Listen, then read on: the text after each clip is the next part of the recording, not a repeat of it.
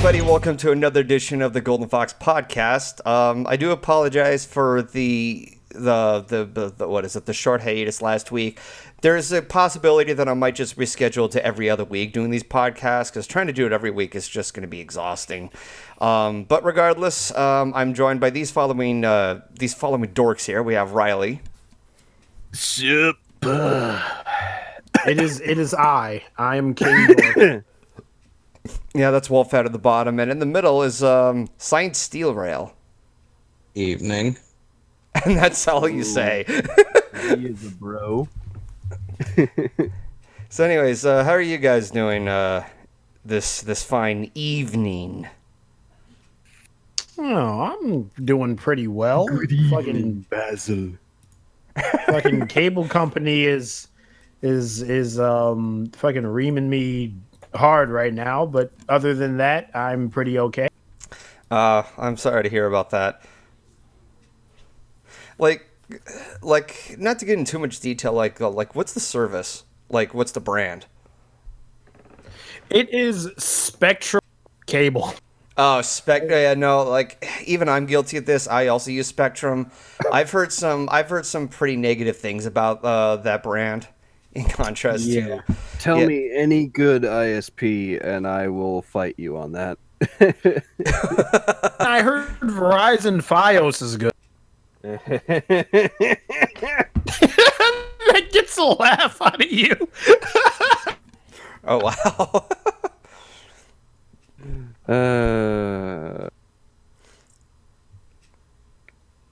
Solution, ditch cakes and watch Miraculous Ladybug. You know what, Myth? I'm going to watch Miraculous Ladybug. I'm going to watch all of it. I tried, man. I tried. I just can't get past the lip syncing. I'm sorry. You wouldn't be able to get past earlier Japanese animation. They would talk and then the voiceover would come in. Oh, like Speed Racer and shit? Yes. You wouldn't get past that. Speed Racer was really bad with the lip syncing. Oh God, yes. Oh no, everything. If you're talking about like '60s anime, everything was very low budget. Like Lucky Dragon, it took like 5 seconds after their lips stopped moving for them to actually put the voice in. I'm dead serious. I'm seeing a lot of shit going in the. I can't stop staring at their mouths. Somebody in chat was like, "Hey Ryley, can you get me a soda?" No, we only drink water in this dojo. Only H2O, fam. Only H2O. No more soda and no water. How about we negotiate and just do THC? No. Aw. Just water. Straight fucking water. That we'll use in the bong. God damn it. That lag, though. You keep cutting out. Me or him? I hate that. Yeah, Wolfhead. See, this is why I gotta fix my internet, chat. I would go with just a straight Ethernet cable into the computer. That's what I do. Let's see. Ryley hates Ladybug. Fox hates Gumball. What other bombshells are for tonight? I don't hate it. I just can't get past the lip syncing. I'm sure it's a great show, but that's just the only holdup for me, honestly. The only thing I can say about Miraculous Ladybug, I've only seen like a handful of like various episodes. The animation, like, it's all done in 3D, I believe, and it's so stiff. Like, I'm so accustomed to the fluent animation in, like, major theatrical releases. And, yeah, I get it. Miraculous Ladybug is on a budget, a smaller budget, arguably, in contrast to what a movie does. But when I see it move so stiffly, it's like, that's also the reason why I haven't got around to watching the How to Train Your Dragon series, which I heard was pretty good on Netflix. Oh wait, the series. It's so stiff, and it's like, it's difficult for me to watch. It's like, it's so weird, and what is it, uncanny? That's probably I think it's uncanny as the... Yeah. Have you ever tried to watch that Japanese adaptation of Stitch? No. What? I've never even heard of it. It was a Lilo and Stitch anime that only had Stitch in some like Japanese island with a native there and shit. What the fuck? Let me see if I That's kind of... I don't know how to feel about that. Oh, that's something I might have to look into. Like Yeah, I That think sounds Rebel like a Taxi crack brought induced it. pipe dream, man. All right. Well, Let me see if I can. I think we've kind of stalled around a little too much. I think it's time we get into a couple of topics here. So, for a while now, I've been looking at this Joker trailer. Like, not as often, but it's been on my mind for a while. And, you know, just to get my thoughts out there. Yeah, like, I thought I would get my thoughts out there, but also share a discussion with everybody else. Because, like, the Joker has been a beloved villain character for pretty much the longest time as far as the DC universe goes. Like, he's such an iconic villain character that they have so many different spins within the past few decades. Like, you have Jack Nicholson from Tim Burton's Batman. You have the Heath Ledger Joker from The Dark Knight, and there's that Joker from Suicide Squad. We don't talk about that joke. We do not talk about that one. I don't know what you're talking about. Found it. Okay, so the order will definitely go from top to bottom. I volunteer to go last. Ryley, I'm pretty sure that you have a different kind of opinion on this one compared to others. What was it, the Joker one? Yeah, the Joker trailer. Yeah. Yeah, probably. Wait, does that mean I go first, or? Yeah. Yeah. Oh, shit, sorry. Sitting here in silence, man. I tried. Every time I've watched the trailers, I just don't. It doesn't really make me comfortable enough to watch it. It's like this vibe it gives me. It just makes me feel really uncomfortable, and I don't know. I'm hearing great reviews about the movie. I hear it did well in like Cannes, the Cannes, or whatever you pronounce it, film festival and shit. It doesn't seem like a really enjoyable film to sit through. I might see it when it's out on like Netflix or something, but pass for me, honestly. A pass, huh? All right. Well, Steerell, anything you would like to share? From what I see, I feel like they're trying to blend Jack Nicholson with Heath Ledger. You've got kind of like the slightly suave, kind of like creepy joke cracking Joker mixed with the unpredictable pathological Heath Ledger Joker. The problem is Heath Ledger did that perfectly, and you can't really emulate that. And Jack Nicholson's Jack Nicholson. Yeah, of course. I don't think of Jack Nicholson's Joker as a Joker. I just think of Jack Nicholson. Oof. But it's just you're trying to blend the two of those characters together, but those were already their own separate entities. So blending the two of them together, you kind of waters it down a lot. I mean, it might be good, it might not be, but it's interesting enough to warrant a watch. Okay. Wolfhead, anything you would like to share before you get lagged out again? If the Discord gods will grace me. Let's see. What do I have to say about the Joker trailer? I'm excited. I don't usually follow DC as closely as I follow Marvel, but I'm excited for the setup of the Joker trailer. I hope the way that God, what's that movie called? You guys remember Logan? Oh yeah, Logan. Yeah, you guys remember that movie? Yep. Yeah, I hope it goes sort of that way, but like it tells a story for the Joker. Like, they're doing like Venom and all these other supervillain focused films, so I mean, yeah. So that's basically how I feel about the Joker. I'm excited for it. I want to see where this goes.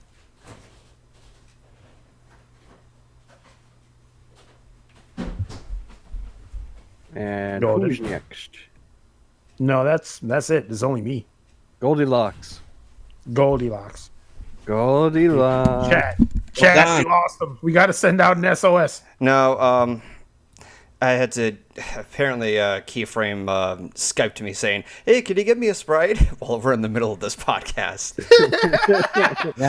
Hey, babe, can you give me a Sprite? Like, I'm doing a thing. All right, so I take it you're done with your thoughts?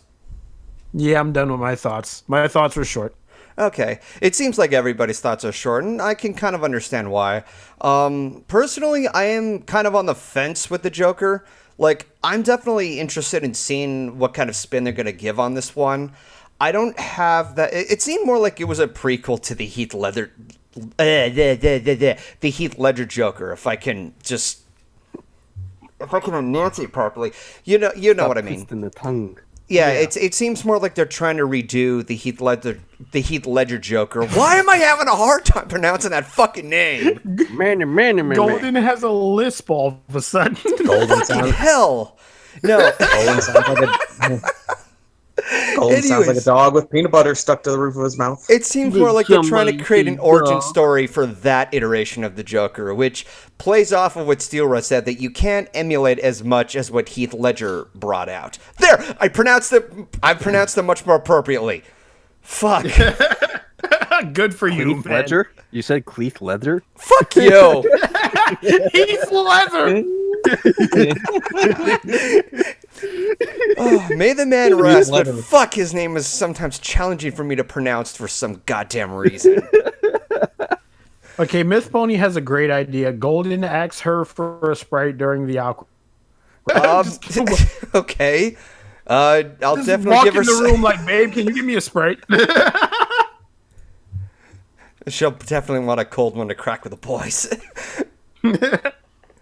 And I'm already getting vibes of Solar right about now. But no, it feels like they're trying to make a prequel to The Dark Knight, just revolving around the Joker, simply because of that. And the reason why I think like that is because he would explain how he quote unquote got the scars, which is based off of, the weird makeup. But his character in The Dark Knight was meant to be written as a mystery while still having that pathological personality. It seemed more like they're going in that direction because it's set down to earth in contrast to other iterations of Batman that are much more a little fantasy driven, even though they're in major cities. I heard a rumor that he's supposed to be like Batman's brother in this film. What? Like he's supposed to be like apparently a Brain or Bruce Wayne's sibling. That sounds like a big what the fuck twist. That sounds like something Shyamalan right. I was gonna say that sounds like a Shyamalan acid trip, man. Yeah, you could just imagine Bruce loses his parents, completely neglecting to mention, oh yeah, I have a brother, and the brother's just sitting around in the streets like, Mom, Dad, where are you? Unaware that they're dead. That's such a fucked up twist. It reminds me of that scene Master from Bruce. Yes, Titans Alfred. Go. I forgot to tell you, sir, but you also have a twin brother that your parents never told you about. What the fuck, Alfred? There was actually one Batman villain that was supposed to be. It was like the guy from the Court of Owls story arc. What was his name? Talon or something. He was actually supposed to be like Bruce Wayne's like long lost brother or something like that in the comics.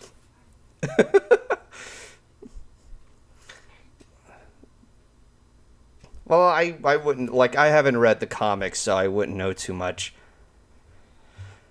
Bruce, there is another Wayne, and he's an ass clown. I mean, That Desert Samurai. I knew the Joker had his fetishes, but Jesus. Wait, what the hell? You said he's an ass clown. I get it. Fucking hell. I get it. You see, Chad, I'm not completely inept. I get the joke. Yeah. So yeah, I'm willing to give the Joker a watch whenever it hits theaters. It all depends on whenever I have the money to go see it because, there's other shit that happens. I'm not going to get into those details because that'll completely derail the subject, but I would definitely like to check this movie out, and hearing that it has some good reviews so far, or at least, that's what I'm only taking with a pinch of salt, I might take a look at it. It hasn't been too much of my mind, but it has been floating around for a while, and I'm like, you know what, I really ought to talk about this, because he's the Joker. He's one of the most iconic villains in, not just Batman, but in all of media. Yeah, he's one of the most iconic names next to fucking Vader and God knows who else I can't think of at the top of my head. Yeah. So, by this point, I think we've covered pretty much everything on the trailer here. Like a trailer can only give so much, and we can only theorize what we're perceiving it as. And on that note, I think it's time we talk about a certain elephant in the room that is much bigger than the Joker at this point. So, a lot of us know that Friendship is Magic is coming to an end. I know that I just want to add right now, I am aware that the series finale was aired in other countries, in Australia, the Netherlands. I am not going to talk about that. I am avoiding spoilers looking at it until the US release, because, I'm probably one of those entitled people. It should have been released on a proper date. I mean, it's the finale of an entire series that was beloved by a lot of people for years. But unfortunately, that isn't the case, and out of respect, do not spoil anything about the series finale. Up until that point, there's one major thing that definitely leaves an impact on my channel, as well as a lot of other people, because after this, there's going to be no more episodes, and whatever else that we do for our channels, you got to be ready for it, because after this show is over, you're going to eventually... Apparently, I'm going to be running out of material here. But the general topic of this aftermath here is what everybody has in mind on what to do after the show is fully run its course. And I'm going to say that loosely because other countries decided to air it early. Ryley, you go ahead and go first. I honestly... It still hasn't really struck me that the show is actually ending, honestly. I mean, technically it's only Generation 4 that's ending, and it's going to go into something else, but it is kind of the end of an era. It really is. And I will always be thankful having the fandom in the show in the first place. Mm-hmm. And just like, it helped me through a lot of tough times. It introduced me to a lot of my best friends. And it's left an impact on everybody. And still weird to hear that it's ending. It was a lot of time that flew by, and it just feels like yesterday. That's kind of how a lot of us are feeling. Well, I mean, I didn't start watching it until the end of season 4. And even then, it's still you still had quite an impact watching it. Oh yeah, definitely. Not to mention all the stuff from the fandom, and it's going to be interesting to see what all those people are going to move to, and see how professional their careers will come. I hope myself included, but it's left an impact. It's left a cultural impact, and it's god damn.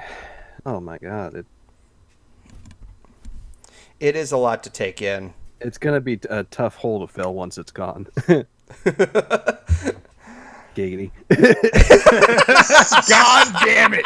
Damn it! You had to switch it. You had to switch it like that. Hey, I had to end it on some joke. Okay, we were getting too serious there. Well, a little too much. I was thinking it, but when he said giggity, I was like, all right, I guess we're going down this road then.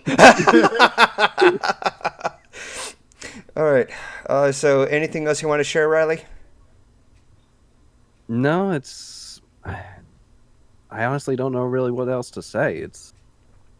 I have a lot of great memories. It's helped me through a lot of times, and I can always... And if I had to say something, my favorite seasons will always be 4 and 5. Okay. All right, so I'm going to go ahead and pass it off to Steel Rail. Any initial thoughts you want to share? I started watching this show back when Season 3 ended and Season 4 began. I was a host at a TGI Fridays watching the Series 3 finale on the TV. I have been watching the show my entire working career. Wow. It's been alongside me that entire time.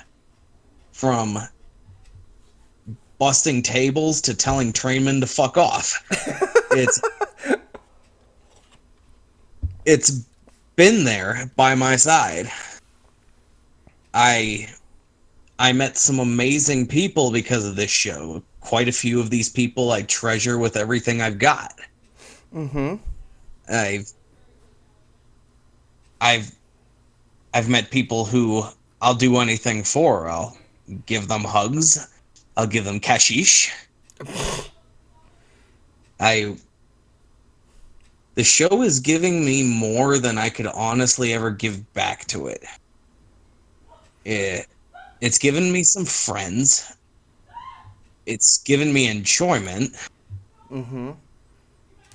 And for those times when I was constantly being buried in work and drowning in paperwork, it was that sweet escape that I would always go to help me make myself happy.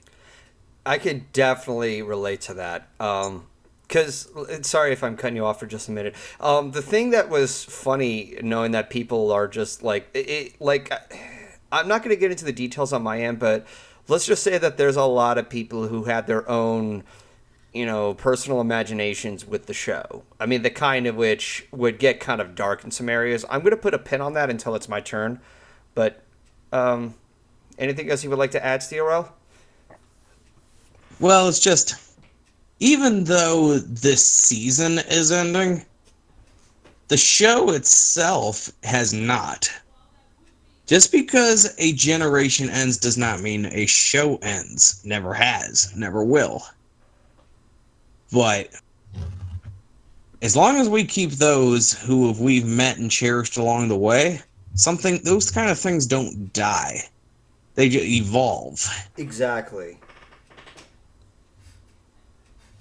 And that, in my opinion, is the most cherishable thing that you could ever ask for. Oh, I used to wonder what friendship could be. I could just imagine a choir singing that. In the arms. In the arms? That doesn't belong. Shut up, Ryley. Of an angel, fly away. All right, so Steerel, anything else? Nah, that's about it. This show helped me through a lot of dark times, and it helped me keep my mind together during all of those work hours. And it's been a part of my life for the last, 5 years. So I'll keep it to my heart to the day I go into the grave. Okay, then. Wolfhead, you're up. Oh man, you guys are gonna make me cry, man. What the fuck? Do you need a Kleenex box? Shut up. You need some Vicks, Vicks Vapor Rub. I don't need no goddamn Vicks Vapor Rub. I'm a second. I don't even know what that means. Let's see. What can I say about the ending of U4? Well, I can't really say anything that Science Steel Rail didn't already say. Because of this show, I have met some amazing people that I look up to. My friends. The show has become a weird motivation for me that motivates me to make my own video. So, kind of motivates me to watch other people make their own videos. Like, I watch Golden's content all the time. I watch A&Y's content. I watch Bliss's content all the time, so on and so forth. And I think what I'm gonna do after is that I'm gonna most importantly, I'm gonna respect that it ended, and I'm just gonna try to evolve and move on. G5 comes out, I'm definitely gonna watch it. But at the same time, between the G4 and G5 gap, I think it's important to just practice moving on and evolving, especially in your content. So I think what I'm gonna do, I'm gonna go the Saber Spark route and just talk about weird shit in media that I find weird. Okay, with then. my little wolf. Whatever. I mean, I didn't really get to use my pony vectors that much. That kind of irks me, but that's okay. That's fine. So I mean, I feel you there, man. So yeah, this whole time, hold on a second. Also, don't mind any noise in the background. So I'm back. Where was I? Oh yeah, I was at I was at vectors. So I think I'm going to use my little wolf vectors to just talk about the weird stuff I find in media and see where that takes me. At least G5 comes out and we can ride that bandwagon into hell or wherever the hell that leads us. So, yeah, I think I'm going to do that. Okay. In the meantime, Myth Pony has suggestions for you. Suggestions for what Wolf should do with his pony vectors. Yes, please give me suggestions, chat.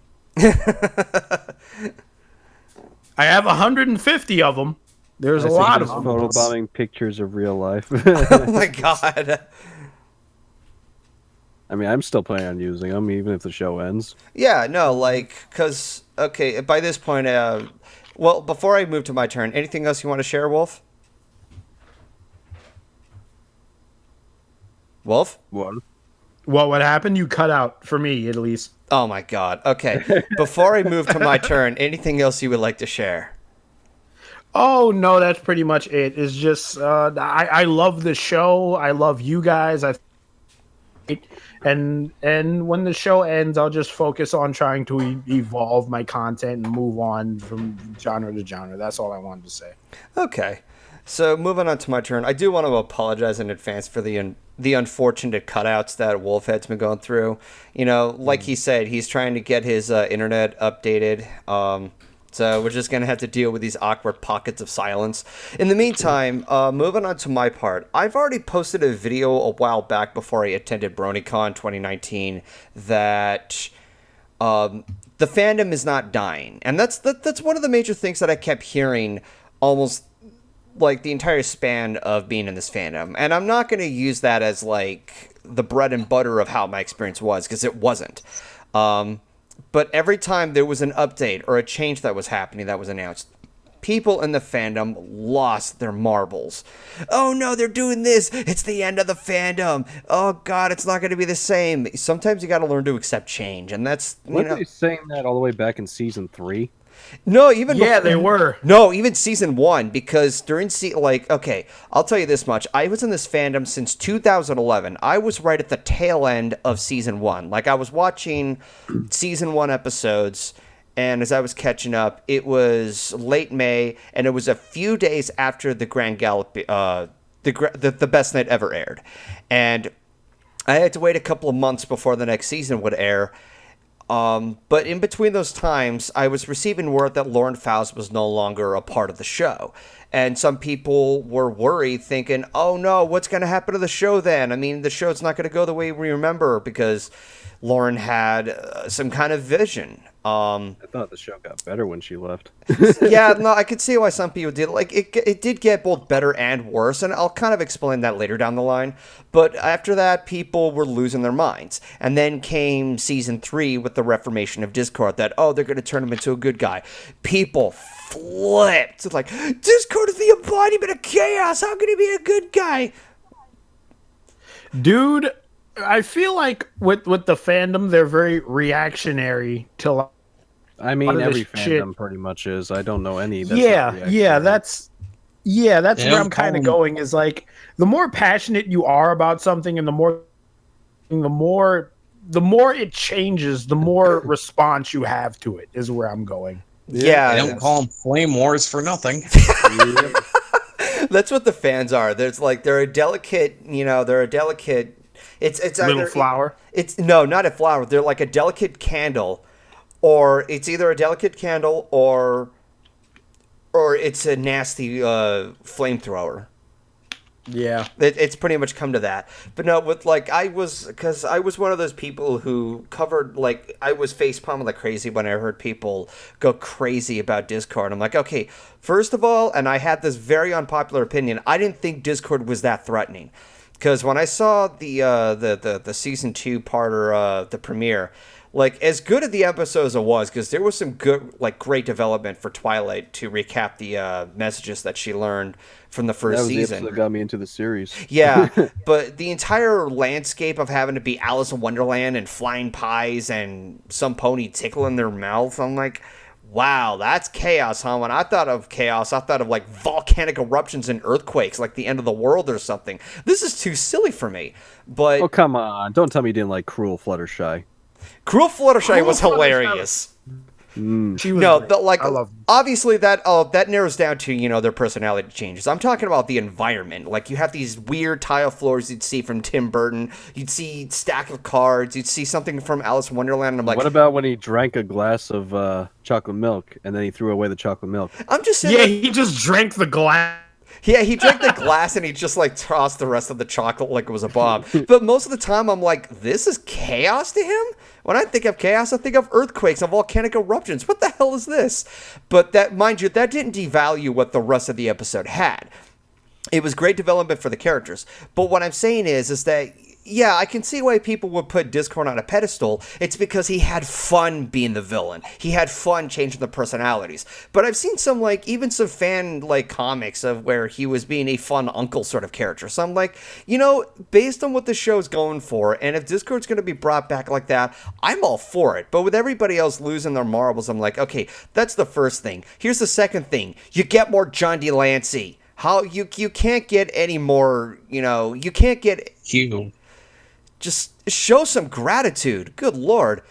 Yeah, you do get some more John Delancey. That is a really good point. That is a huge plus, and people are just like, no, Discord is always a bad guy.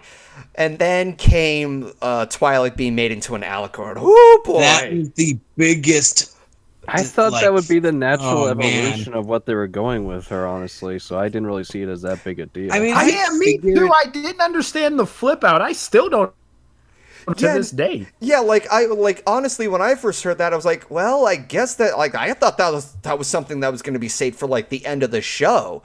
But I mean, to an extent, it kind of is based off of what I heard from the season 9 premiere, that she's going to be taking care of Equestria. But no, it's just the next stepping stone is what it is.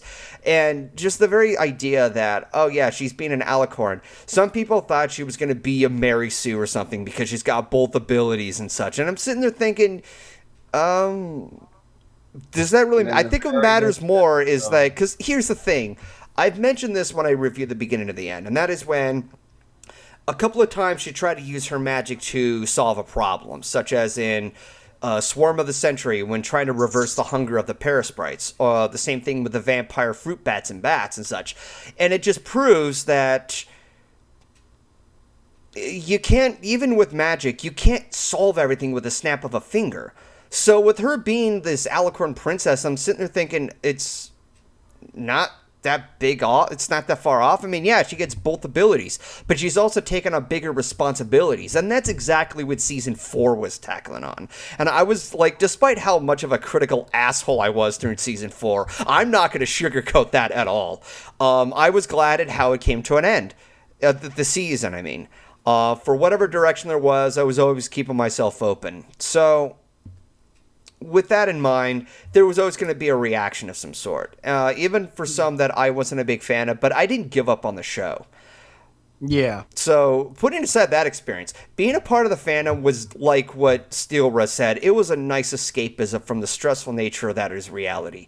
Reality was such a pain in the ass, and this was at a time when, I'm not going to get into too much detail, but I was looking for work, and looking for work at a time when the economy was bad.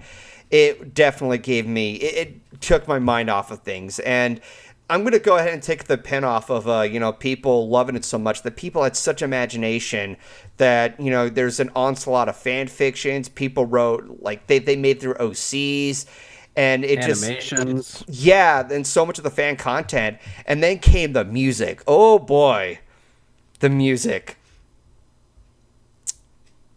I don't think I need to see say much else there. I mean, after that pocket of silence. The fucking I think I know which video you're thinking of.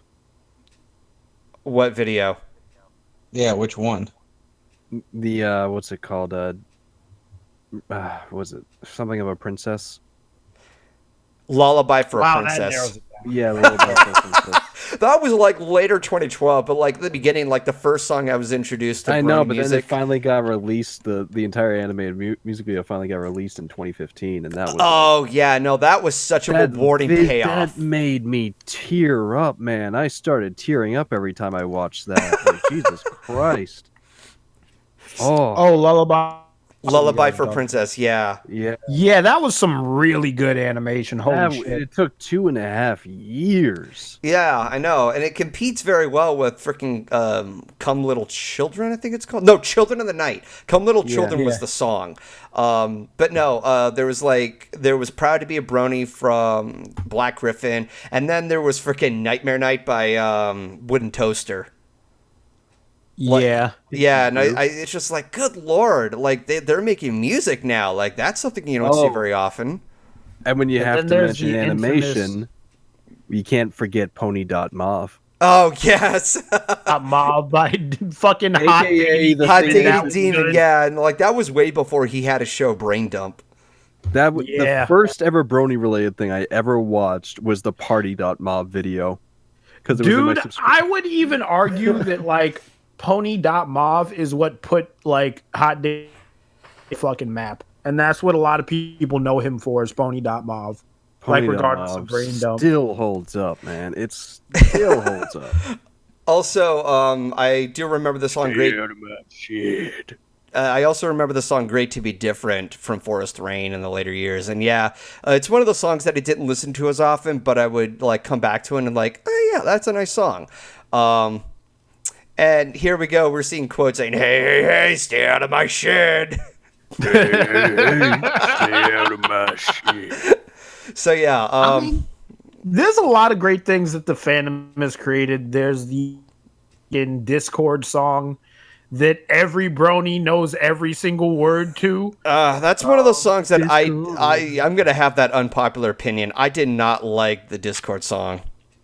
Oh, That's your opinion, but you can have it. I like it still. That's your opinion, and It may be being wrong, but I'm wrong, still then you're okay to have it. yeah. Okay, if we're seriously gonna go there, let me point something out. People keep using that song as the anthem of the Brony fandom. I'm like, bitch, you had Proud to Be a Brony from Black Griffin. That is a song worth having as an anthem. True. There you go. But regardless, wow, we're talking so much about our entire experience of being in the fandom, but it just proves that there was so much that was provided. So the one big thing for me to address in regards to the show ending, and that because my channel was so dedicated to the show and reviewing individual episodes, yes, I am still going to continue reviewing episodes, probably not as often. I mean, I'll continue trying to. I mean, here's the one big thing. The one thing that holds me back is writer's block, and that's never fun to have. God, I hear you on that, man. Did you hear that I'm actually trying to like write a review rant to the end of the series, and writing is fucking hard? It is. I've been held Like up I'm actually for trying 2 to write a months on script one like section. seriously for the first time, and it's so fucking difficult. I don't know how you guys do it. Yeah, no, Well- like, you know, there's that whole saying that, freaking, what was the word? I'm trying to piece it together. You know, there's the whole saying that analysts and reviewers like, oh, you're just making a bunch of content just to get horse fame. And I'm sitting there thinking, you know, it does take some time to give some thoughts and give some insight to the show and actually convince non-MLP viewers to understand what's so valuable about the show. I think that's something in and of itself that is like a big contribution in contrast to just doing voice acting or music or animation and what have you. And I just think it's disrespectful that if you're saying, oh, you're just doing that just for fame, then what does that say for everybody else who contributes to the fandom with some other fan content? Yeah. This is kind of like a big blanket slate of acclaim. But, you know, when it comes to something like going through a writer's block, like there's a bunch of scripts that I'm trying to like work on at the same time, depending on what my mood is, and trying to balance out whichever one works. The other of which is having the money to pay for any artist to do thumbnail work, because that became a standard ever since then. I'm not going to drop that anytime soon because I like giving support to artists. Hell yeah, brother. Yeah.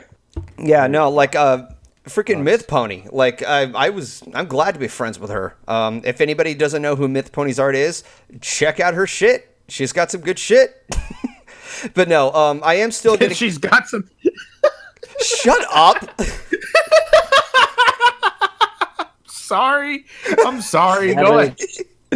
But no, I am still going to continue with MLP reviews, but I'm also going to be doing some non-MLP material. Like there's some, like one of which I've already did, like some of you have already seen it before. I did the review of The Lion King. I'm still like, it's taken me a while to do, but I'm still working on Lion King 2, 1.5, and so forth. But I also have some ideas of talking about like other TV shows, just most likely just videos in them on themselves talking about other shows, you know, not reviewing individual episodes because that would just be too exhausting. Yeah. So yeah, there's a few other ideas that I do have in mind, but I by this point I'm kind of like delaying anything else. So I guess at this point, you know, I should bring the question to all of you. What is it you love the most about the fandom? Well, I'm going to go ahead and start with Ryley and then pass it around. My friends. Your friends? Aw. Yeah, my friends mean the world to me, and I mean, this entire fandom helped me through one of the most difficult times of my life, and it's helped me again and again, and just having all these friendships has meant the world to me. You know, I'm sorry, go ahead. I have more friends now than I've ever had my entire life. You know, by this point, I could just imagine you as like almost like Tiger from An American Tail, that you're so happy having so many friends around you. Oh God, I would love to be Tiger. What was that? Dom DeLuise? Yeah, it was Dom DeLuise. Yeah, God, like God, the roles Dom DeLuise has, with the exception of that Troll movie, I really enjoyed his roles. Fox, you mean your favorite Don Bluth film? Fuck you, go die in a hole. No, my favorite Don Bluth movie will always be The Secret of Fucking Nim. Oh, same, man. Yeah, Same. and then second to that is Land Before Time. But getting back to the Phantom, wow, we went off the rails there. But yeah, no, it's fully understandable because I've made so many different friends. Like even when I was new to the fandom, before Saber Spark went big and went all over the place, I would chat and interact with him. I used to interact with Paleo, and I remember that they used to run a series called Brony Breakdown, and they would pretty much go over like any content that was released a week, and it was always exciting to anticipate too. It was a big favor. So yeah, like I can definitely see where you're coming from when it comes to having friends and such. It's become a big part of my life. Mm-hmm. And yeah, it's definitely helped me through some tough times. Tough times. Tough times. These were rough times we had to go through. The ponies guided us the way. Them there ponies helped me through some of them difficult I dark remember the times. great wings of 1876, and boy, let me tell you what. And what was her name? Starlight Glimmer of 016. I'm now getting. Fandom doesn't know how. I'm now starting to get do it. I'm now starting to get the mental like background music of that freaking Western music with the whipping sound effect. These were the rough times. So, are we ready to pass the turn? Yeah. All right, Steel Rail, you go ahead. What was it you loved the most about the fandom? You had quite some insightful things to say. For me, it was the people that I met along the way, honestly. Yep. I'm going to say it straight up. I'm not around at all anymore. I work my ass off. But the show brought me people who, whenever I have a couple of moments to like enjoy actually having somewhat of a life, I can talk to and just enjoy my time with and just be myself. The show gave me that. It gave me like real friends that I can talk to and just enjoy, and for that I will be forever thankful for. Okay. So it's kind of on the same level with what Ryley said about having friends. Mm-hmm. Like I have a bunch of like other people, like I have friends too, like all around. Mm-hmm. But I mean, for the friends that I got here, like I don't know, it just sparked more of a more personal chord. Mm-hmm. And just, I'll forever be thankful for the show for giving me that. Okay. Yeah, like this is definitely like playing at the same. It's kind of playing at the same kind of the same thing of what Ryley said. Like I'm not gonna I'm not looking down on what you're saying or anything like that. Like it's a great it's a great thing to have a something to be grateful of, that's a form of gratitude. And it definitely, like, obviously, like, I'm very thankful of having friends from the fandom, and especially during midway. I got Keyframe. Mm-hmm. So, like, any of the content that you enjoyed, like, what did you enjoy the most from the content? Oh, that's Some of the episodes spoke really close to me. Okay. And just, go on. like, those, like I've said before, my favorite episode of the entire series will be Feeling Pinky Keen. Hell yeah, brother. You hear And- that? Yeah, like, I always have been analyzing the world as in a way of, like, how can I equate this to logic? And every single day I have got to constantly be telling myself, some things you can't explain away just with science. Some things you have to accept even though you can't understand why they're happening. And that's a lesson that I have to learn all the time because my brain's hardwired analytical. So being able to accept some things just because they are is kind of difficult.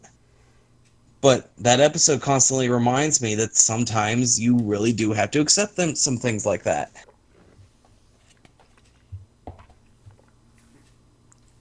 And just like writing like that and showing visuals like that, showing different emotions, just different ways of thinking. It's a dime a dozen, no, a diamond in the rough that shows some shows are actually able to do that. And consistently do that.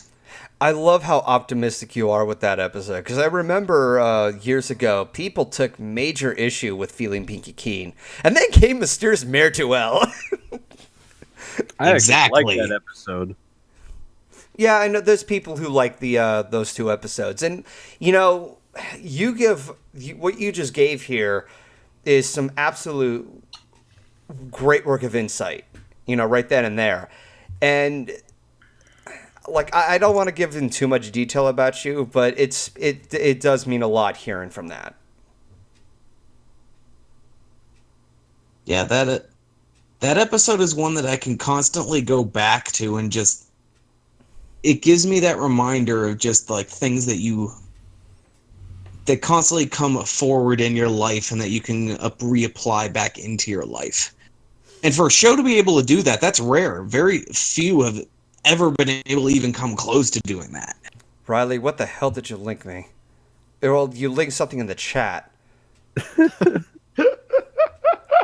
Oh my god, you asshole!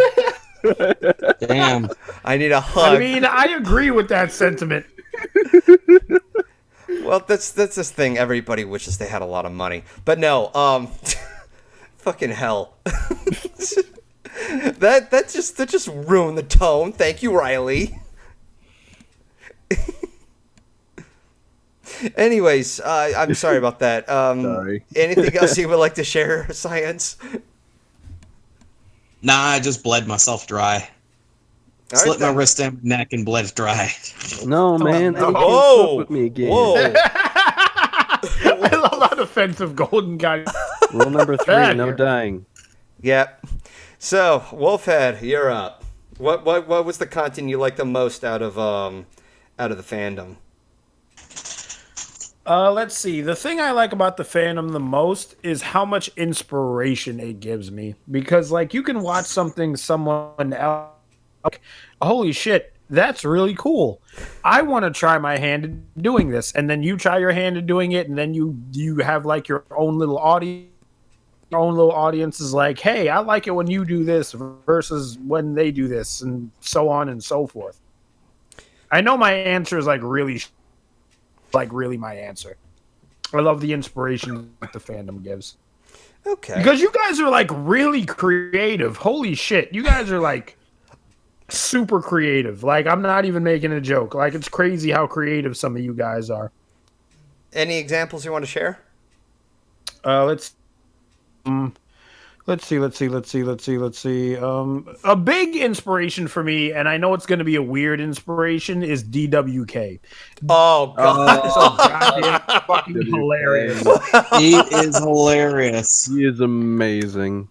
Now, dude, like one time I was just hanging out on Twitter and I got a DM from DWK, and this made me feel really good. He said, "Hey man, I like your reactions to my..." Like, oh, my heart. DWK, why are you doing this to me, man? Not like this. So you had a senpai notice me sort of reaction. Yeah, dude, for real. Like, I had notice me kind of reaction. And I was so happy that he, like, legitimately liked my reactions. And, like, in a weird domino effect kind of pushed me to do more reactions of DWK because he reached out and told me, like, hey, I enjoy your reactions to my content. They make me laugh, you know? Yeah.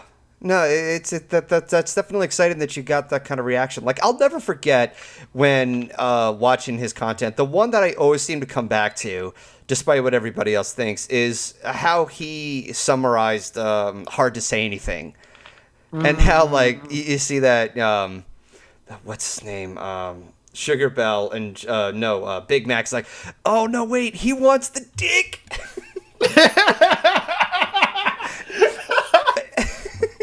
It's like, no, wait, oh, she wants it. Yeah, that's what it was. Wow, I got that completely mixed up. I just turned Matt gay.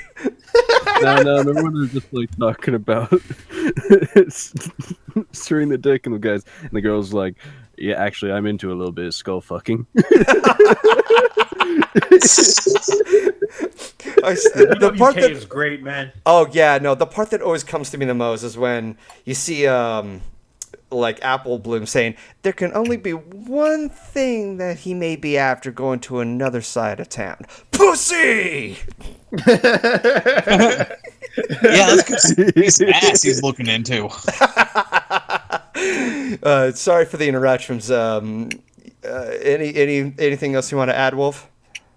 That's all I can add. I just strive to be as this sounds, I don't know if this sounds weird, but like I strive to be like my niche is that I'm funny, right? So like I try to be as funny as I can possibly be. That's why sometimes on Twitter you'll see me videos or whatever where I would get an idea at work and I'd be like, I should fucking make that when I get home, and then I make it, and then I fucking just will laugh, and they're like, hey, good job, Wolf, and I'm like, thank you, it means a lot to me, you know. So yeah, I really love how creative the fandom can be, and I so much. Speaking of creative, I just found something I made a long time ago that I never released. Oh dear God, what did you find? I posted. I don't like that response, just to let you know.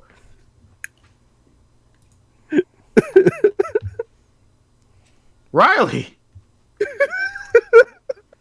you're God leaving us in the damn it. dark. What the hell? Oh, oh, God. jeez. Do you think maybe you want to share to the chat? I mean, Oh. what is this? I obviously can't watch it because I'm still hosting a stream. Maybe later I'll post it. Okay, for Oh no! Oh God! Oh no! okay, I'm afraid of asking. I made this all back in 2016, man. Oh, so this Oh, was a that's- while ago. Okay. I mean, I vote yay. You can share it to the chat. It's not that bad. Okay, so it's not explicit content or anything? Not really. Okay, there's the link. All right. I gotta make It's sure. just at first I was just like, wait, is this explicit content? And I was like, oh, not really. It's fine. God All right. damn it, Ryley. Why are you like this? I thought I heard as I was hit my head on a ceiling fan when I was a baby or something. How the fuck did it get to the ceiling fan? My dad threw me up in the air and I hit a ceiling fan. So I've watched the footage muted, and it's Equestria girls doing stupid things, and there's Fluttershy given a bedroom eye sort of look to it. What the hell is this? It was some video I saw back in like 2015 where all like the human, it's like the human versions of the. I can't even It's remember back the when video basically now. it's back when the Equestria girls were started kicking off, isn't it? And actually, remember now. it was roughly afterwards. Like it started out like obviously Equestria Girl started in 2013, but it had its following. It still has its following, and people are still rightfully fans of Sunset Shimmer. Hell yeah. Hell yeah. I love that you were cut out there. You're like hell. Oh, fuck. But yeah, no, I can tell that you guys are like, I don't blame you. So yeah, I need to that's shower after watching that. You son of a bitch. yeah, nope. I'm gonna advise anybody who watches this on YouTube to disregard that part because it's best that you don't know about it. So, the thing I enjoyed the most about the fandom, aside from having friends, is pretty much based off of what Wolf had said, and that is the inspirational motivation that the fandom was able to gain from watching the show. From creating songs to creating art to creating animated projects to pretty much going into analytical detail about what's very good about the show. And it because the funny thing is, like, before the analyst community was a thing, I was just a reviewer of episodes, because this is rooting back to like freaking 2011, and in late 2012 comes Brony, and then it like everybody else jumps in trying to be like him, and it all becomes the quote unquote analysis community. And it just grew massive in less than a year. And I'm just like, good Lord, is this like a new trend? Because like in 2012, there was all the music, and it kind of faded away, or kind of faded into just like something you'd see on an ordinary day. And then came the analysis community, and then came a series of some animated projects like Come Little Children and Lullaby for a Princess, and there's like other stuff happening. So I'm sitting there thinking, was I just caught in that? Because that's kind of how I felt. So yeah, the point is, people definitely had a lot of creative influences from the show, whether it be based on the story or a moment or just something you find from a character. And I love that, because it definitely gave me something to think about, because before I was in the fandom, I was doing movie reviews, and there was a whole different direction that I had from there in which I was not agreeing with. I'm not going to go into too much of the details there, but I will say this. Being a part of this fandom gave me a lot to learn when it comes to any kind of, creative integrity, to what kind of insightful, sources to look into when it comes to doing a review. Because I used to be accustomed to just like story and just characters in a nutshell, and just how everything was just presented in a way of what's, do I find this entertaining or not? Now I understand more about theming. I understand more about individual characters and how they play their roles. And it just got bigger at that time. And it definitely was a huge, it was a bit of a learning experience through its trial and error through reviewing a lot of episodes, including, but not limited to, the jackass self of mine from season 4. Yeah. Yeah. So by this point, I am still going to talk about, Friendship is Magic in a future podcast, like based off of after season 9 ends and we talk about the finale, which, by the way, I did hear that, poor Jim Miller received death threats because some people didn't like the finale. And yeah, and I'm just sitting there thinking, okay, did nobody learn their lesson from, the shitstorm that happened in season 4 with Philly Vanilli? I'm not going to dwell too much on that. either way, I'm pretty much I'm gonna find myself liking the finale regardless of what other people say. Yeah. Even if you don't like the finale, that's no excuse to go sending death threats. I mean, Jesus Christ, that's what the fuck. Yeah, no, it's just no. Hashtag Jim Miller is awesome. He gave us the show. Show some gratitude. Big Jim. Big Jim. Wow, I just completely mocked you there. Sorry. So I will. There's a lot of things that I have learned from this fandom, and I'm never going to forget about that. And expanding outside of, friendship is magic, I think it's best that we move on to a special kind of a topic that may actually come in use for any future podcast. Here we have the Nostalgia Circle. And what this is, okay, so basically what this is, it's a rundown where people exchange different turns in something they shared from their younger times. It could be one thing, it could be a movie, it could be a comic book, it could be a video game, or it could be something that's kind of generalized to an extent, and there could be other specifics. So I'm kind of keeping it loose end right now. As usual, I pass the turns from top to bottom. Ryley, anything from your childhood that you like that you could share with us? Let's see. That's quite the can of worms right there. Just remember, just pick just one thing, and then you can save like the next thing for like another podcast if you want to do more of a nostalgia circle. Oh. Well, I mean, if there's one thing I can think off the top of my head, it's when I was 4 years old, I had seen Aladdin for the first time, and I started like going around my daycare just singing "You Ain't Never Had a Friend Like Me" over and over again, swinging around pillars and shit. I was a bit dramatic with musicals as a kid. I can admit that now. You could say it was a whole new world. I will end you. I regret nothing. Clearly. Then you have no regrets dying. It'll be worth it. It always is. Oh, I love that Myth Pony approves of my joke. But yeah, as you can see in the... You win 10 mythical myth points. I guess so. But I also, like, this is kind of bragging a little bit. I love the background that I made. You know, you got a video game console, a book, a VHS, 2 VHS tapes. God, that was a thing. Sorry, personal brag there. But yeah, Aladdin.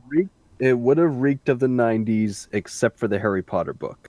That was more early 2000s. Well, the whole idea was to have just a generalized idea that, oh yeah, Harry Potter, oh yeah, remember the SNES, I remember this. And the childhood memories can vary from a lot of generations. And that's the idea behind that picture. Anyway, so yeah, Aladdin.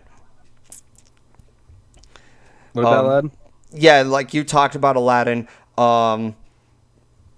Like, what more can you say about it? Aladdin to this day is still my favorite Disney film, and it just because of the animation, the song, and of course my comedy idol Robin Williams as the genie. Oh yes, yeah, the freaking genie. Go ahead. If I have one thing I want to do, if I can become a voice actor, is just to play a very crazy character like that basically can do anything. Yeah, pretty much the genie was the big selling point. Like, he pretty much steals the show. Yeah, for good and bad reasons. Oh, I already know about some other sides of it, but we're not going to get into that. I've already delved into one can of worms that I'm going to get shit honestly, when they announced the live-action remake for the Aladdin, that was the one that made me like really kind of angry, because that holds such a special place in my heart, the original film. Mm-hmm. And the fact that they would even dare to try and outdo Robin Williams to me, I know it's a bit of feeling of entitlement on my part, but I don't know, it's personal to me. I've accepted that it's going to be a thing, but I can only hope that people will be wise enough to like the original. Yeah, you know, like I've even heard some people like say some positive things about the remake, but in contrast, they would much rather watch the animated release. Mm-hmm. You know, like I kind of knew that was coming.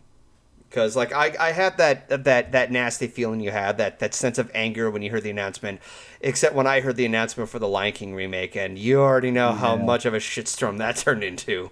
Well, don't you have like 5 or 6 copies of The Lion King in your closet? Well, it's not even that. It's just the fact that, like, oh, a remake has happened. You were asking I me love about how my he doesn't Blu-ray answer of the Lion question. King. He just avoids it. He was even asking me about where I got my copy of The Lion King on right? The guy has a problem, man. You have an addiction. This is an intervention now. It's not a problem. It's a hobby. Okay. What's your OC from The Lion Guard, by the way? I don't have an OC from the Lion Guard. Come on, just admit it, Golden. Give me. Do I want a Lion Guard OC? I don't know.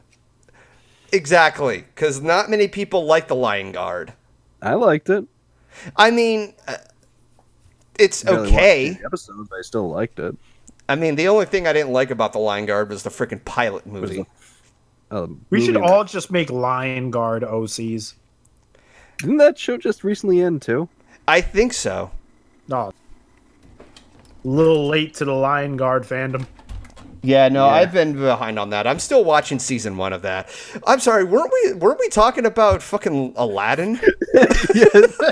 Wow. We were talking about my favorite film, and you were saying how you got visibly angry at The Lion King. I was just relating to yours. Wow, I've been stealing everybody else's part lately. I'm very sorry about that. You freaking thief! You no good thief. I'm sorry about that. But yeah, no, Aladdin was a wonderful movie. It's still like on. Yeah, it is. You know. But who is next, Science or the Head? Okay, so you're ready to pass the turn. Yeah, Science, you go ahead. What did you like from your childhood? One thing you want to share. I think Science said he'll be right back, and All right, well. Okay. Well, Thad, I guess you're up. okay, fucking old used to listen to as a teenager. I'm talking My Chemical Romance. I'm talking yes. Blink 182. Some 41 Fat Lip. What else did I listen to? I listened to a lot of punk rock when I was a kid. So I remember one time when I was in school, I thought that the Black Parade was the most beautiful piece of art that I've ever heard my entire life.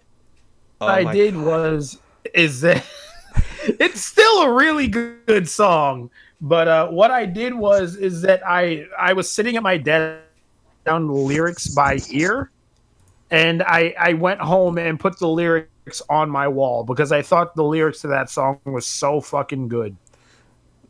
I really did. And I feel like the music you grow up with, you don't really grow out of, because Blink came out with a new album, and it's all about fucking like breakups and letdowns, and I still love the album. But I could like the album for that specific reason. So this Blink 182 album or still Black Parade? Wait, repeat that? Did I cut out too? Yeah, you cut out too. Oh, son of a bitch! Come on, Discord. It's like it's. You just like I just heard you come back saying on. Sounds like I'm yelling in pain. Random Pain is funny. Planetary Go from Mike.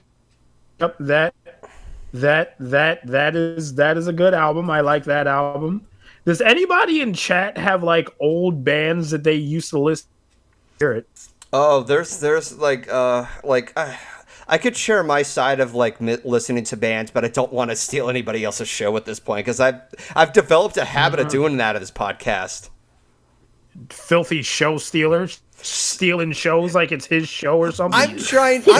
show stealer. I'm sorry. I'm trying to like fair out everybody else's moments and such, and not like take over accidentally.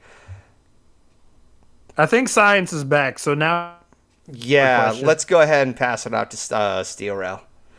Something you want to share from what you loved in your childhood. It is one thing. I would say probably when I was a lot younger, watching a lot of Fox Kids. Yeah. Ooh. Like Eat the Cat or something. Eat the Cat, Rancher. watching seasons 1, 2, and 3 of Digimon, Monster Hunter, Man. Monster Rancher. Dude, Sonic Cat. Monster Rancher, yeah. I remember Monster Rancher. That was a great show, and you only got to see the second season online. Yeah. Yeah. And just everyone was like, "Oh, these are all Pokemon ripoffs." I'm like, "No, they weren't. These shows had their own writing.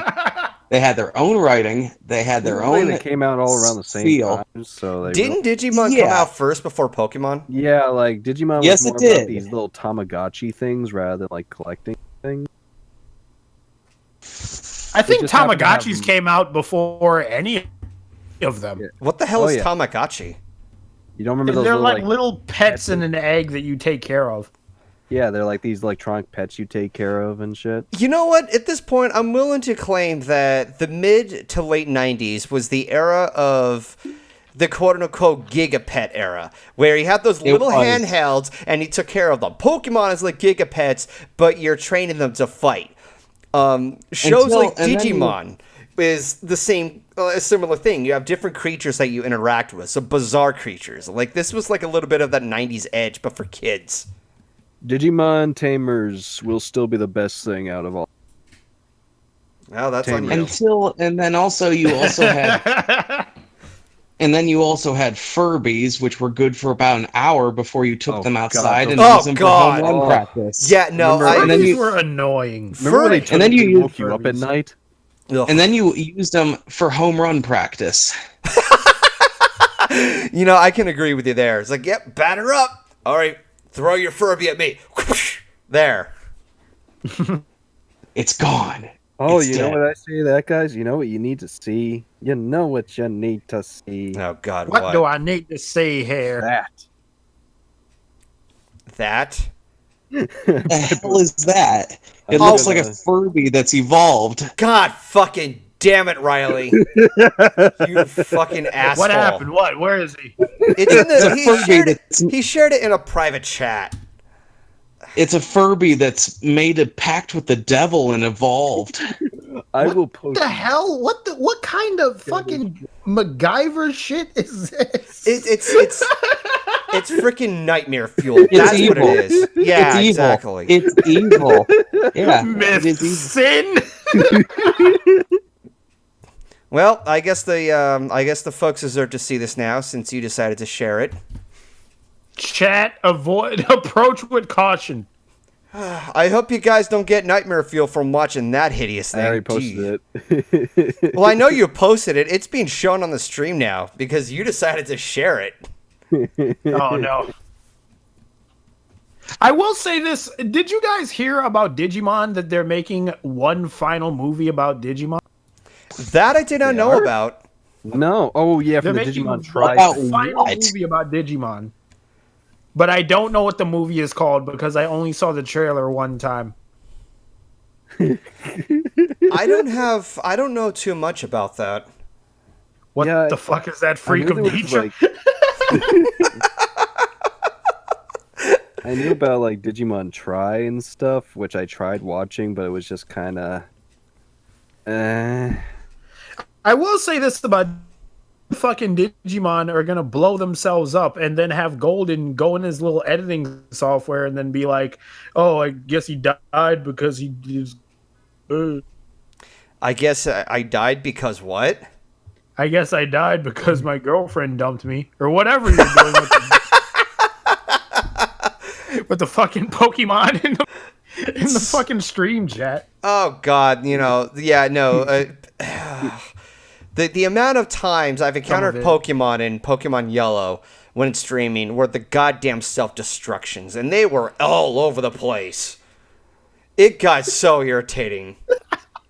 It's like, you know what? I'm going to make a joke about this and make it so much more heart-wrenching so that people can actually feel my pain that I'm sharing with everyone. The funniest part about that whole stream is that Golden, every time he ran into one, he tried to run away. So I just have this visual of Golden from like Gravelers and Geodudes that are just exploding all around him. He just has like the what face the entire time. He's just life all of a sudden. Just all of a sudden you're like, oh dear God, no! Just everywhere. It's just a battlefield. That's all what it is, and it's just like, oh dear God. Yeah. So yeah. But yeah, Digimon, I liked Digimon. I didn't watch all of it, but then again, I didn't Digimon either. On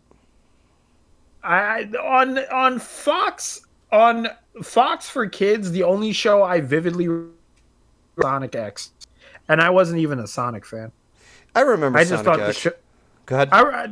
I liked Sonic X, and I thought the show was pretty cool. I thought Shao the Except like Hedgehog kinda- was the greatest character ever invented by mankind. Shut up, Riley. Jesus. I'm talking when I was in Seriously? middle school. When I was in fucking middle school and I got introduced to Shao the Hedgehog for the first time. I'm like, oh my god, this guy is so cool. He's black, he's red, and And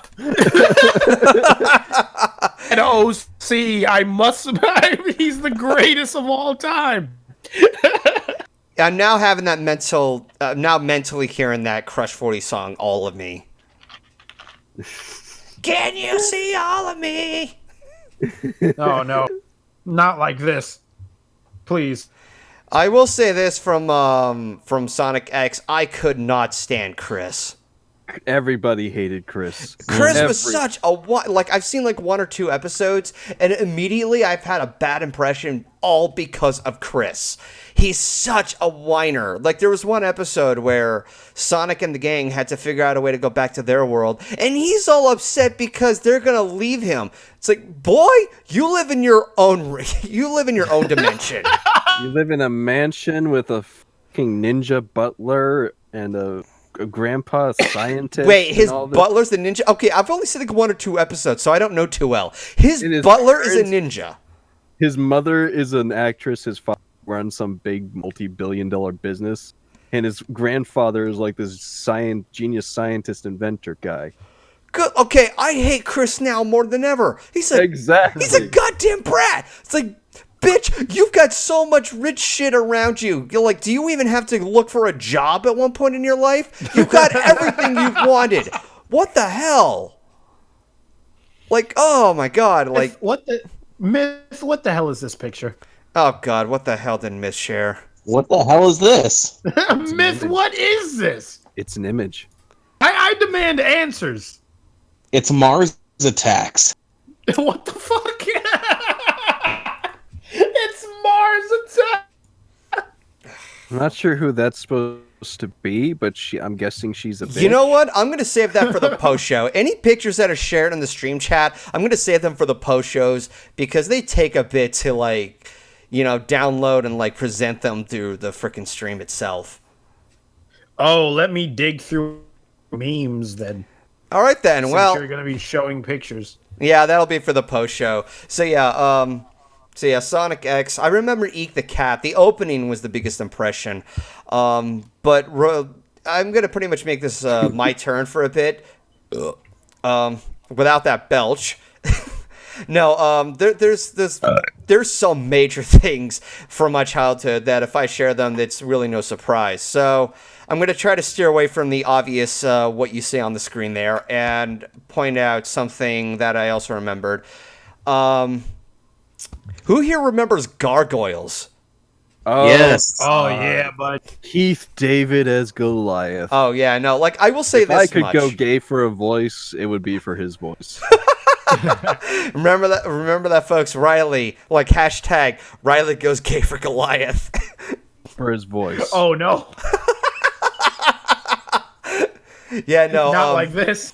like at most, like, with all these Disney remakes, these Delars, if there's anything that would be worth remaking or giving a live action treatment to, fucking do Gargoyles, man. That's Jesus something. Christ, yes. The first 7 episodes is a story in and of itself, and you could plan a sequel after that. That would be a much more respectful reboot than remaking the beloved Disney classics that people grew up from generations. I love when they brought in the Shakespeare characters like Puck and shit into Gargoyles. That was so cool.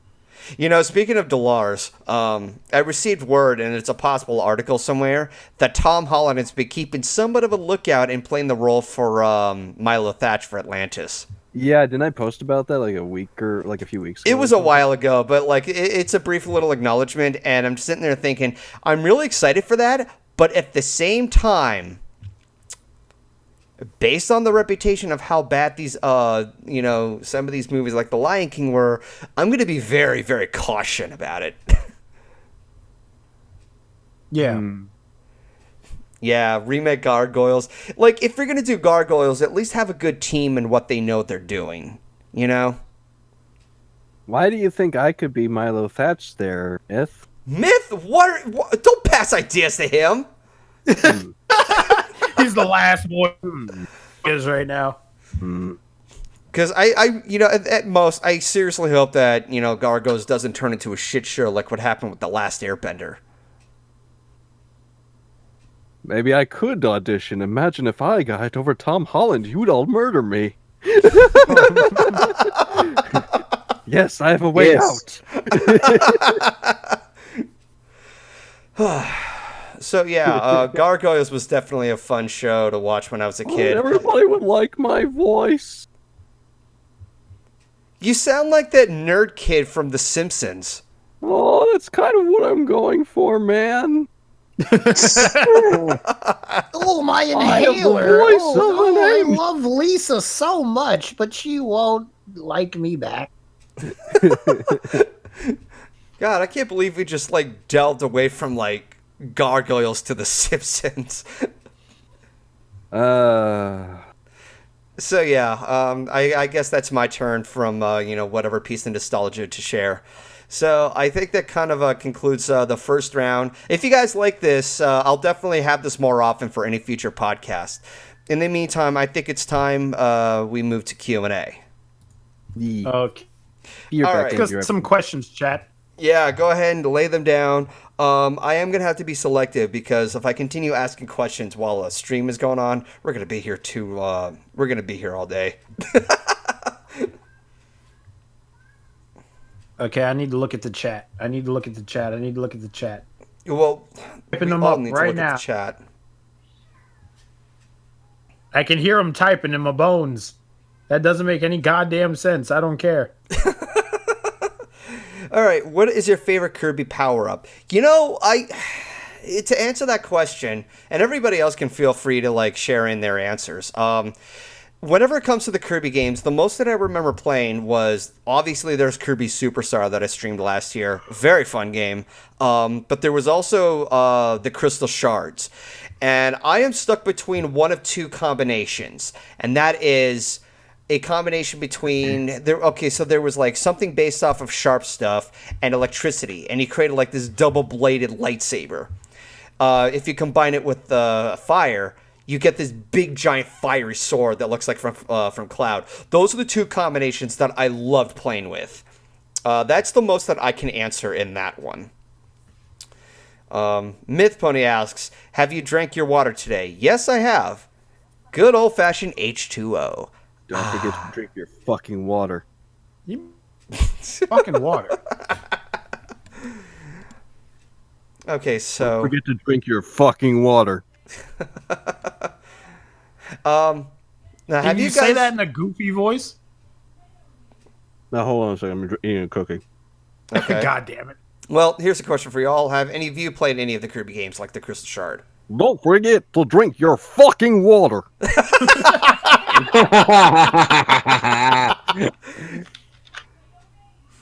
Yep. Mother yucker. What was the played- question Golden had for us? Hold on, I got sidetracked. forgot. It was I based. forgot. It was based off of Kirby. Like any combos or power ups that you Oh, guys. power Yeah. ups. Probably the UFO power up from Nightmare in Dreamland. Okay. That was a fun one. You even get to charge up the laser. All right.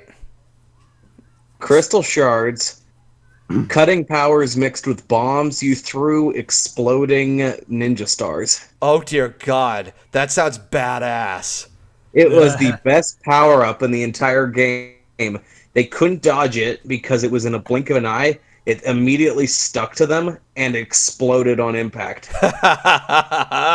Oh, that's beautiful. Well Kept fed. that power up for the entire game. Beat the whole game on that. So Wolfhead, any you want to share from Kirby? Like, what was your favorite power up? I haven't played. Oh, excuse me. I haven't. Wonderful. I haven't played Nice. enough Kirby. Listen, shut up. I'm trying my best. All right. Going over that.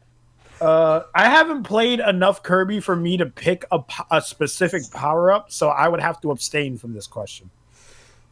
Okay. So here's another question. If you ever want to pick a game made by Platinum Games, what would it be? Nier Automata or Astral Chain? What the fuck are those two? Nier Automata. I have no idea what those Well, are. I guess I gotta go to Google and Google fucking Nier Platinum Automata is Games like a now, hack and slash like game on the PS4 and Xbox and one, I think on PC too. I need to try it. Platinum Games. Oh, they made a shitload of like weird games and shit. I've seen this. Don't Dante? No, they don't. No, Wait, they don't. hold on. Video games. They make Bayonetta. I'm picking Bayonetta. Bayonetta, and they did Okami. They've made a lot of great Picking games. Bayonetta. Is I'm Okami picking the one? Bayonetta. Is Okami the one where you play as that wolf? Yep. The I've paint been- dog, yes. I've been wanting to play that for a while. There's a lot of modern games that I still have to check out. I think it's on Steam now. They even have that on Switch. Okay. Let's see. Ask all favorite game remake. I honestly favorite game remake? God Yeah. damn. Final Mine's gotta Fantasy be VII when it comes out. That's a actually simple a as good fuck answer. When it comes out. Yeah, no, like the closest that I can think of ever playing any remake game, I enjoyed the DuckTales remastered. Because I love the original NES. It's a beloved classic that I love playing around with. It's one of those games made by Capcom and proven that games based off of existing media can still work, you know, whether it's But based off... remember now you can't get it on electronic store shelves. It has to be physical because they removed it from all digital stores. Yeah, and it's a real bummer. So... why? Yeah, well, it is what it is. So that's what I can think of. Steerel already has his. Wolfhead is still looking for his. Ryley, do you have one? The one that's already come out or one that I want? One that's already come out. Honestly, the last remake that really surprised me and how much fun it was the Ratchet and Clank remake on PS4. Okay. The story, I hated the Disappointing. story though because they dumbed down everything in the story, but the gameplay was so goddamn good. They combined a lot of like the gameplay from the first game with a lot of the later ones. How you could, like dash side to side while shooting, makes it easier to shoot at some enemies. Okay. It was just really fun altogether. Story was still shit though. So, Wolfhead, did you find anything or no?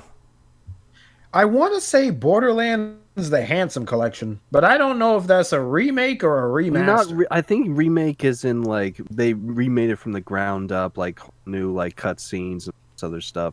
I haven't tried. Damn, I can't think of anything then. I don't know. There's Ratchet and Okay. Clank, or there's recently Spyro trilogy. I haven't played it yet, so I don't know. Oh yeah, let's go with the Spyro game. I streamed that a little bit. That game is I want it. I just haven't got. I just don't have. The I game so right now. want to try that out because I have not played any Spyro games. Like I played a little bit, but I haven't had the full experience of like playing through a game entirely. Year of So- the Dragon is still my favorite. So moving on to the next question: favorite N64 games? Either Kirby, the Crystal Shards, Super Mario 64, or Star Fox. And I'm trying to think of what other N64 game I used to like. Like when it comes to N64 games, a lot of people have fond memories of it, but I can't think of a good What about title. the Banjo-Kazooies? I haven't played it. Series? Oh. Yeah. Buck Bumble, if anybody remembers that one. I remember Buck Bumble. My brother used to play that game so much. Buck to the buck to the buck to the base, buck to the buck, Bumble. Yeah. Buck to the buck. That Jet theme Force song- Gemini. That Jet song Force is Gemini. Like Okay. Golden 007 Gold. Yeah. That was a good game. That was a good game for the That Nintendo one was over 64. at a friend's house. Oh, I don't know. here's an N64 game that's one of my favorites. This is a guilty pleasure of mine. You guys are gonna cringe so much when I say this. Cruising USA. I had that racing game. It's such a stupid game, but goddamn, it's fun. Traveling across the U.S., accidentally crashing into other cars. It was hilarious. Yeah, it was a fun fucking game. It's so stupid. Like some people, critics hated it. Like I'm just in there thinking, like, well, it's just a stupid fun game. Like they say that it wasn't realistic or it doesn't have the same qualities like other racing. It's like, dude, it's silly. Like you have Photoshop, you have literal pixelated Photoshop cropped images of women holding trophies while being animated. Are you kidding me? They're digitized graphics. Like you're thinking that this is supposed to be serious? Are you kidding me? And not only that, freaking Cruising USA was more arcadey than realistic.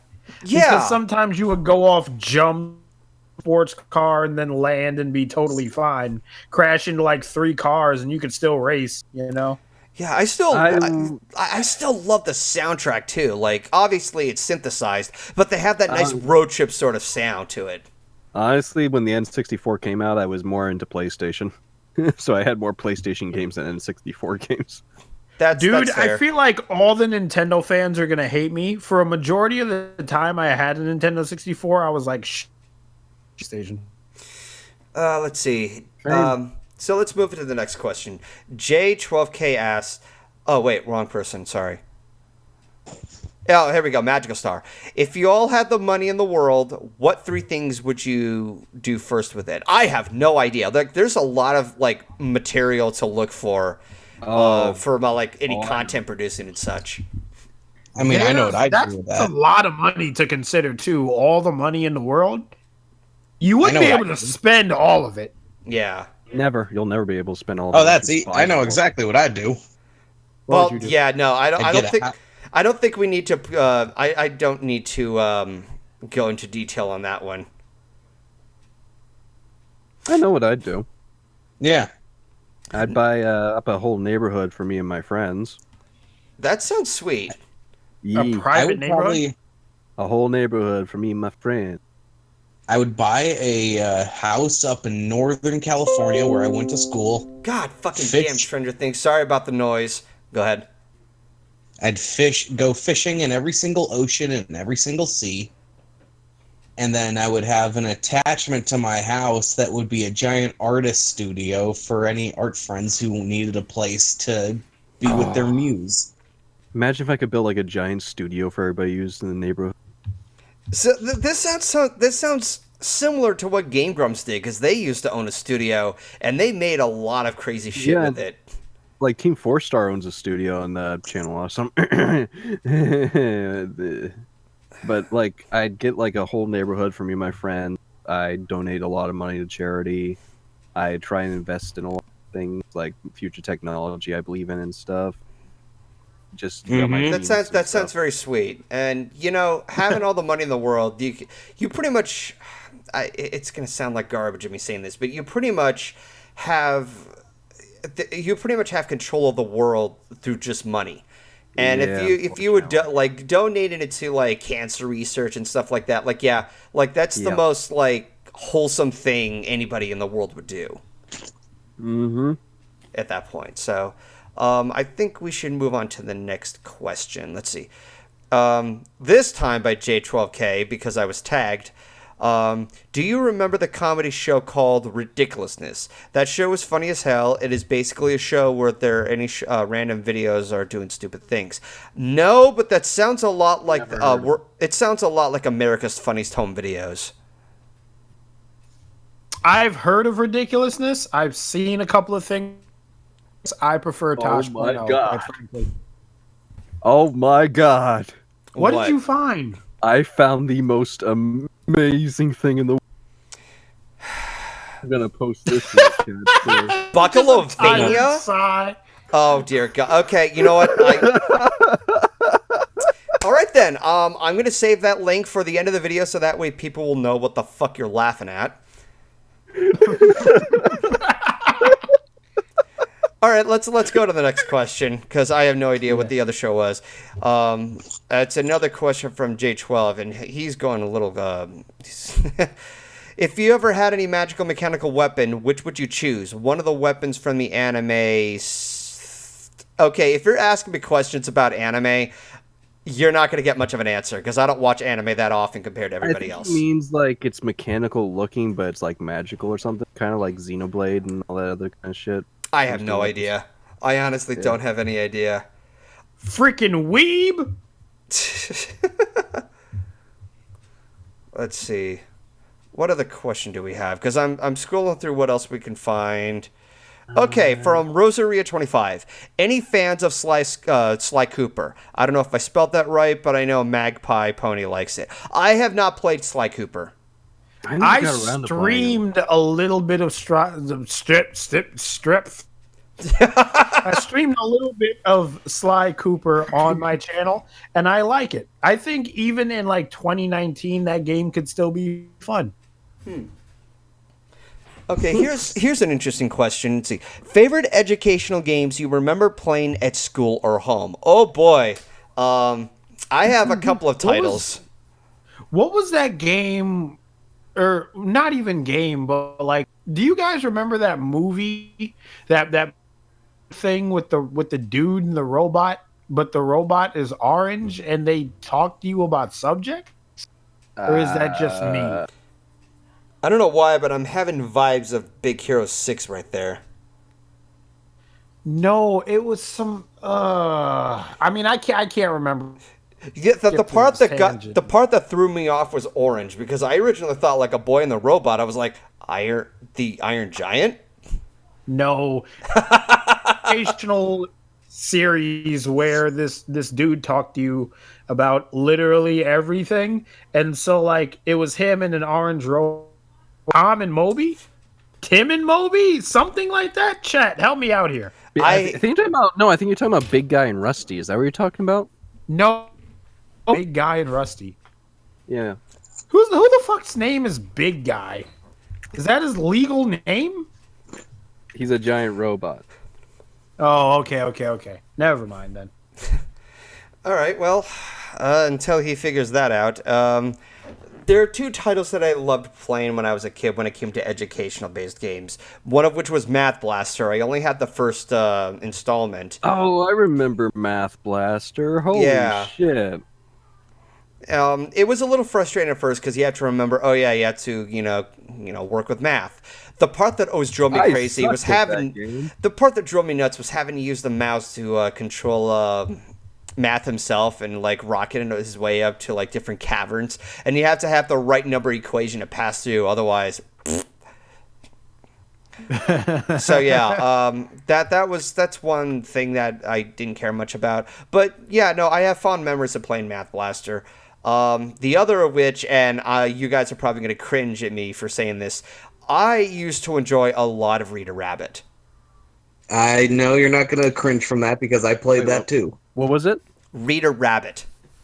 A lot of Rita Rabbit. I don't remember Rita Rabbit. Okay. Oh, yes. Okay, so Rita Rabbit, you have a mascot character who, obviously, he has the voice of a child, and he says, choose an activity of some kind, and of course, it goes over activities and games based off of how it challenges your skill of grammar and what they're teaching you. Yes. Yeah. But yeah, no, I the one I remember the most was Rita Rabbit 2, where you actually go into a mind cave and you have to find certain words that rhyme with each other or finishing off a sentence. It was something like that. Because, going through mines and finding gems, it's like that was always cool to me as a kid. There was like a bunch of other shit that happened, but that's as much as I can remember from Rita Rabbit, or as much information that I could say. the generation that I had was from the early 90s where voice acting was starting to become a big thing from like not Windows 95 but like before Windows 95. I don't know if that makes sense or not. Windows just strictly runs on a floppy disk. Anybody remember Jumpstart's second grade? No, I don't. You don't remember the Noun song? Oh, I still have that song stuck in my head. Hey, Oh. Emily, you are a noun. What? Oh, I just found the clip, too. Ah, fuck. Well, we can watch that after the podcast. Let's see. Let's see what else we got. Ask All from Enigma or Prince. What do you all of the Area 51 meetup that despite 1 million people signing up, only about 100 people showed up? Dude, didn't a concert go down? Yeah, wasn't it like a Burning Man type thing? I was gonna say there's like I have no idea. it's supposed to be a big concert. Dude, because I saw pictures of it on Twitter and it just looks like a fucking like concert. Like people, like there's garbs, there's people that have signs that say clap alien cheeks, and there's just music being played and everyone is having a great time. I don't have much to say about that. I don't pay attention to politics. You don't want to clap no alien cheeks? I mean, maybe. You know, as long as they're not butt cheeks, maybe. Let's move to the next question. Ask All favorite song you find as a guilty pleasure. Any song from a boy band like Backstreet Boys or NSYNC. Same, man. Same. What was the question again? As favorite song you find as a guilty pleasure. Guilty pleasure. Am I gonna go fucking again? No, I'm not. Mine are some of Lady Gaga's earlier stuff. You mean like, I still like Bad earlier Romance stuff. or something? Yes. Bad Romance. I want your love, man. I want your love. Yeah, no, like that's like the only song I like because I love the chord progression that it used in the chorus. Yeah. Yeah, it sounded really nice. But that's about it. The rest of the song, I'm not going to get into the details with the lyrics. I know what it's about, and but no, Backstreet Boys. I loved hearing "As Long as You Love Me" and the freaking "Everybody" song. Bye, bye, bye. Oh, that's Wait, the insane. Everybody song does that Everybody. everybody? Oh, yeah, I okay. remember Aeon and I like lip synced to that in a call with you when we got high for the first time on Skype together. In my original, yeah. Yeah. In my sexual, yeah. Yeah. And like I appreciate that song even more now because somebody did a silly animation of freaking Luna in the shower, and then when she gets to the sexual line, she turns around and sticks her butt out. I'm just like, What the fuck? no, that's a legit thing. I'll see if I can find it anywhere. Did I just hear a kitty? I heard it too. In the meantime, Keep let's. all butts covered. All right, let's see if I can find another. See, guilty pleasure piano classical covers of classic and pop songs. Like if... Like if there are cover songs that I enjoyed or having a guilty pleasure of, I like the cover of the what is it called, Gone Away song with Five Finger Death Punch. Like people hated that cover, and I don't know why. I mean, I like reggae covers of songs. Yeah, Like UB40 songs? Yeah. Yeah, I like UB40. Kingston Town. let me see if I can look for it. And Let's see. Who's bad? who's bad? Dun, dun. Okay, I can't seem to No. find it anywhere. I actually like Smooth Criminal and Thriller. Okay. That's, yeah. You've been struck by a smooth criminal. And the music video is so good for it. Oh. All right, so I think we're gonna go over one more question. If somebody types one down, or something happens. You need more equipment, people. Please supply. Thank you, Sean Connery. Sean Connery. Sean Connery. That's a mighty fine. Yeah. Right What's off your name? the standing by. Right, Scott. I beat women. What the fuck? He does. Okay. No, I don't like that. He does. I hate everything about that, actually. Mr. look Joe at Mule, you've asked us a question from a previous topic. All right. Anyone who likes something from the 90s. We kind of went over that. Space Jam. My boy, why are you clapping? Space Jam to is exclamate your technically a words? bad film. I still love it though. I enjoy it too. Like, it's holed up as a movie that you'll look back at and realize it's stupid, but it's entertaining because it's stupid. Yeah. You ever try to go on the website for Space Jam? No, I didn't know that there ever was. There is, and it hasn't changed. 90s. Oh my god. It looks like really outdated web page design, like shit. Let me see if I can find it. Oh, the official website. Yeah, I found it. Holy shit! Oh, What dear. did you find? The Space Jam website. It has not changed in like 20 years basically. Wow. It has not been updated in 20 years.